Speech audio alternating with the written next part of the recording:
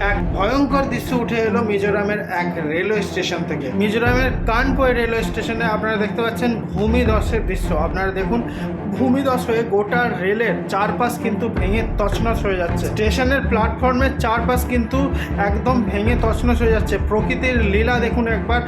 ভূমিধস এমনভাবেই হচ্ছে, ইটের যে প্রাচীর ছিল, যে গাঁথনি ছিল, যে পিলার ছিল, সমস্তটাকে কিন্তু একদম ধূলিসাৎ করে দিয়েছে। দেখুন আপনারা, ওইদিকে প্ল্যাটফর্মের উপরের হেডটাও কিন্তু একদম নষ্ট হয়ে গেছে। গোটা একদম প্ল্যাটফর্ম কিন্তু ধূলিসাৎ হয়ে যাচ্ছে।